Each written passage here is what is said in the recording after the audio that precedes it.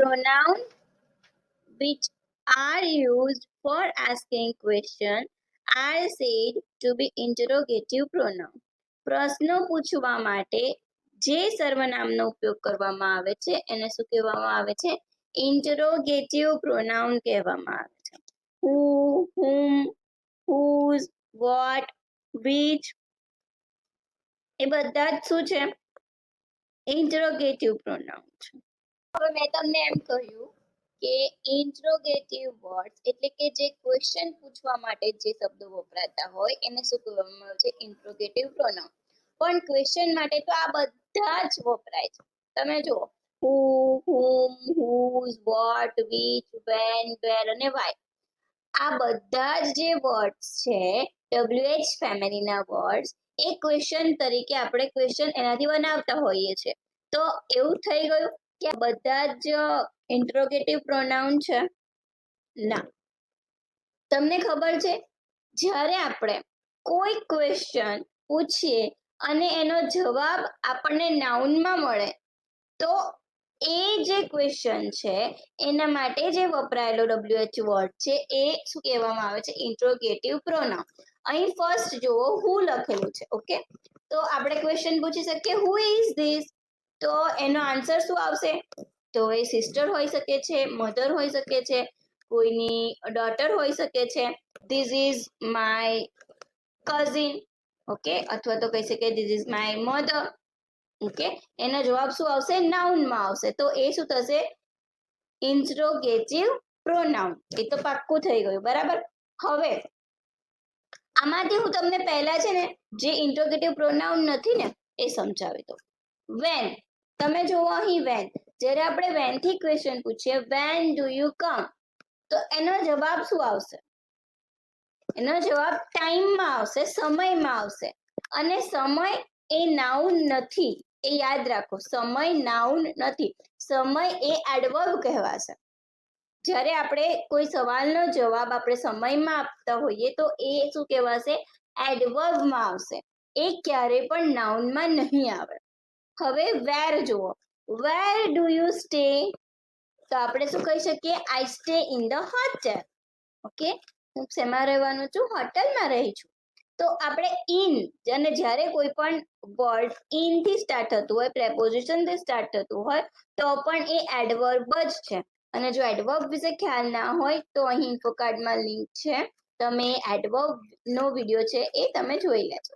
Okay, તો વેર do you stay? I stay in the hotel. આનો જવાબ નાઉનમાં નહીં આવ્યો એટલે આપણે વેરને આપણે ઇન્ટરોગેટિવ પ્રોનાઉન ના કહી શકીએ. એવી જ રીતે નીચે જુઓ વાય છે. Why are you angry? તો આનો જવાબ એક રીઝન હોઈ શકે છે, એક કારણ હોઈ શકે છે. તો જ્યારે કોઈ કારણ આપણે આપતા હોઈએ તો એ કારણ પણ શું છે? એ નાઉન ના હોય કોઈ દિવસ. કારણ એ નાઉન ના કહેવાય. ઓકે, તો એને આપણે ઇન્ટરોગેટિવ પ્રોનાઉન ના કહી શકીએ. ખાલી આ who, whom, whose, what અને which એટલા જ વર્ડ્સ એવા છે કે જેના જવાબ નાઉનમાં આવશે અને એટલા માટે જ એ ઇન્ટરોગેટિવ પ્રોનાઉન્સ છે. ફર્સ્ટ જોઈએ who. જ્યારે who થી ક્વેશ્ચન પૂછીએ છીએ આપણે who did this? આ કોણે કર્યું? તો આપણે શું જવાબ આપી શકીએ કે આ ધ્વનિએ કર્યું. ધ્વનિ did this, ચિંતલ did this. Okay, તો એનો જવાબ હંમેશા નાઉનમાં આવશે એટલે એ શું છે? Interrogative pronoun. સેકન્ડ છે who is there? ત્યાં કોણ છે? તો આપણે કહીએ કે ત્યાં મારી બેન છે, અથવા તો કહીએ કે ત્યાં મારી મમ્મી ઊભી છે. ઓકે, તો જવાબ આવ્યો શું? હંમેશા નાઉનમાં જવાબ આવશે. એટલે શું આપણે લખીશું? who એ શું થશે? Interrogative pronoun. who are they? તેઓ કોણ છે? they are children અથવા તો they are girls. ઓકે, તે છોકરીઓ છે ત્યાં ઊભી છે. ઓકે, તો જવાબ શું આવ્યો? હંમેશા નાઉનમાં આવશે એટલે who શું થશે? Interrogative pronoun. who comes? કોણ આવ્યું? તો આપણે જવાબ શું આપીશું? નીરવ comes. ઓકે, એનો જવાબ શું આવશે? નાઉનમાં આવશે એટલે હું હંમેશા શું થશે? ઇન્ટ્રોગેટિવ પ્રોનાઉન થશે.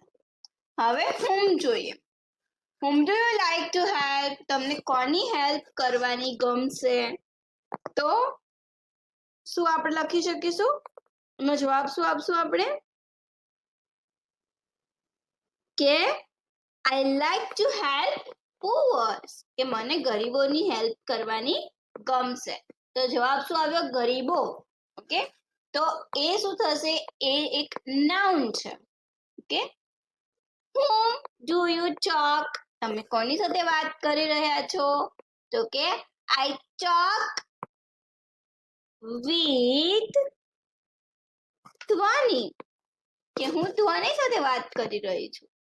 તો જવાબમાં શું આવ્યું? ધ્વનિ. ધ્વનિ એ શું છે? નાઉન છે. whom do you talk about? તમે કોના વિશે વાત કરી રહ્યા છો? ઓકે, તો પણ આપણે શું આપીશું જવાબમાં? કે કોઈ ત્રીજી વ્યક્તિ વિશે વાત કરી રહ્યા હોય, કે we are talking about Narendra Modi, અથવા તો we are talking about Sardar Vallabhbhai Patel. Okay, કે અમે એમના વિશે વાત કરી રહ્યા છીએ. તો એ શું થશે? એક નાઉનમાં જ જવાબ આવશે. તો whom એ પણ શું થશે? Interrogative pronoun. whose, whose એટલે કોનું. અને જ્યારે આપણે પૂછતા હોઈએ કે આ બુક કોની છે, આ પેન કોની છે, આ રબડ કોનું છે, પછી આ કોમ્પ્યુટર કોનું છે, ત્યારે જવાબમાં હંમેશા શું આવતું હોય છે? કોઈ વ્યક્તિનું નામ આવતું હોય છે. તો જ્યારે એ વ્યક્તિનું નામ આવે ત્યારે એ નાઉન થશે, અને એટલા માટે જ whose એ શું કહેવાય છે? Interrogative pronoun. સેન્ટેન્સીસ જુઓ. whose pen is this? આ પેન કોની છે? તો શું કહીશું આપણે? this is my pen, કે આ મારી પેન છે. તો ત્યારે શું આપણે આન્સર આપ્યો? એ જ આન્સરમાં આપણે નાઉન જ મૂકીશું, અને એટલા માટે જ એ શું છે? Interrogative pronoun. whose book is this? આ કોની બેગ છે? તો કે this is ધ્વનિ's book, અથવા તો this is her book. Okay, તો આન્સરમાં શું આવશે? નાઉન જ આવશે. ક્યારે પણ આન્સરમાં આપણે બીજું કંઈ મૂકી ના શકીએ, એડવર્બ એડજેક્ટિવ ના આવે. એટલા માટે whose એ શું થશે? Interrogative pronoun. હવે વોટ જોઈએ. વોટ થી તો આપણે જનરલી બધા જ ક્વેશ્ચન્સ પૂછતા જ હોઈએ છીએ, અને જ્યારે વોટ થી ક્વેશ્ચન પૂછીએ અને જવાબમાં આપણને નાઉન મળે ત્યારે એ શું કહેવાય છે?